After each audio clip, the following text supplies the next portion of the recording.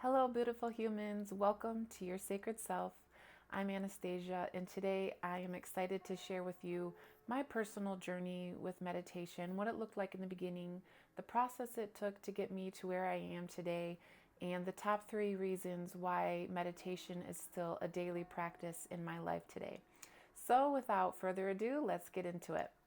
My meditation journey started in 2017 and I downloaded the Headspace app and I was listening to people talk and eventually I was my nervous system was so exhausted I would end up falling asleep on the couch. And I believe I had this mindset where I wanted to be productive, where I was doing something, but my body was so exhausted that the most effective thing that I could do at the time was to sleep and give it rest from all the burnout and exhaustion that I had ignored from it for so long. And so, in the beginning, for probably about a year or so, that's what meditation, if we want to, it can look like that sometimes when we've gone through years of not giving our body that sacred time and rest. We've got a lot to catch up on. So that's where it started. And then I progressed further on my journey and I kept searching for more. And I remember maybe a year or two later, I was sitting with a mentor and she asked me, like, what are you looking for? And the first word that came to my mind was peace. And without even have like thinking about it beforehand, this analogy just came through, and I was like, I had this visual of standing in the middle of a tornado, and I understood at that time in my life that, life as humans and adults can throw anything at us. And I thought the most powerful thing that I could bring to my experience was if any time and place I was standing in that middle of the tornado in life, that if I could just be experiencing peace for my own self, regardless of what may come on the outside, I thought that seemed like a pretty amazing tool to be able to have. So I dared to put that out there to the universe to claim that for myself. And that was around 2019, I believe. And it's not like a linear, right? Your growth phase will be like this. So at that time, that's what I wanted for myself in this life, to be able to have the peace in my mind and my body and my heart, that no matter where I ended up in my journey, if I had a tool that I could come back to where I could experience that peace for myself, I think I could be in a pretty great place. So fast forward, I'm still wandering around and practicing meditation here, there, nothing formal. And then eventually I learned another formal technique at the during that time. And fast forward to 2021, late 21, and I found myself enrolling at Maharishi International University. And part of the prerequisites to enroll in college was to practice TM. And their guidelines were very specific. You learn their meditation practice and you practice 20 minutes a day, twice a day. And so, what was easiest for me was in the morning and the afternoon. And once I had those guidelines, I was like, okay, this is what I'm going to do. And for a couple years, at least a year, I followed it quite strictly, and it was also enforced in school. So it was really nice to have that structured guideline of practicing at certain times, and that having that standard of how and when to practice was pretty helpful. I'm not to say that it was always easy, and there was times, where I had forgotten my initial take and why I was doing what I was doing, but there was something higher inside of me calling, and that following these paths of other people who had been on it, I knew that there was something there.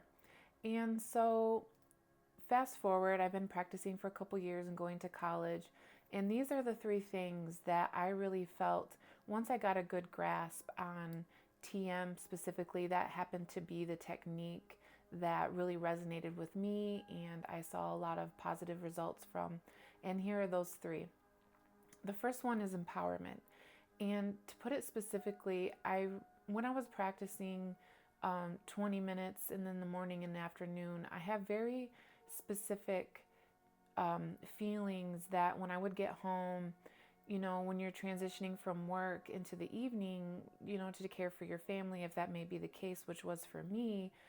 And please insert any of your specific examples and take for it, apply to as yours, because I know not everybody has kids in that way. But so, excuse me, I also have a cold right now. But I remember when I would get home, and my normal reaction would be to get home and care for them and do everything and check in on everybody and see how everyone was doing and all of those things.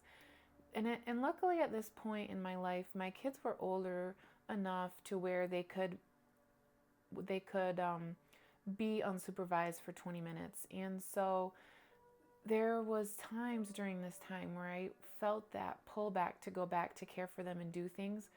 But then it was like also setting this time for myself, and the results that I would get back were exponentially greater than as if I continued to move forward with my day in a way that I had previously done in my life, versus if I gave myself this 20-minute mini break, I could come back fuller and more refreshed, my cup more full.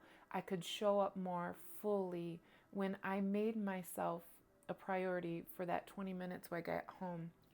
And so that's where I started to experience that empowerment of, putting myself first and caring for myself first. It's kind of like the analogy also that they use when you're on an airplane and you put your oxygen mask on first. And to practice and to feel it is something deeper and a lot more experiential than to just say it and do it. So that was one powerful thing that I learned practicing TM in that way. The second one, which is also quite unique, because I know David Lynch he's a movie producer and he also practices TM, was moving from consumer to creator. And over time, I started developing an interest in drums and just playing. And it was interesting because I came with this concept of not necessarily learning the way that, having to like, okay, these are the beats and you got to practice it this way. But actually what I started doing was just listening to music and just feeling and playing along. And it was just such a powerful experience for me for that specific example. And I started to see a lot more things from a point of creation, and even making videos or making food, or journaling in your journal. Everything that we do really in this life, we are creating and building things. Even in your work and in your job, you are a creator. And the more that we shift from that consumer where we're taking in other people's content and we start creating our own magical things, that also kind of goes with the empowerment piece as well, where we realize that we came here to create in so many different ways. If you sit down and think about it, all the even what came to mind now was like the vinyl, creating t-shirts and putting them on mugs. All of that is creation, and it's such a beautiful gift that we have here on earth as humans. And lastly, the third thing that was very impactful for me in my life after practicing TM in this structured way was that when I came to practice and I set that sacred space for myself where it was just quiet and nothing was coming in through the senses, and I wasn't hearing and listening or talking, that I honored my body and my mind, and it opened up this place to listen to my mind and my body and offer love and compassion for anything that was coming up for myself in that time. And that is a very powerful tool that I think has very exponential impacts as well when we take that time again, when everything in the world is calling for your attention, and it's a radical form of self-love when we can say no to everything else and we take that quiet time for ourselves to put our mind and body first. And it's not a call to action. So I'll say, for example, we're sitting here and your mind is going like, why did you eat that food? Or you need to enroll in this program.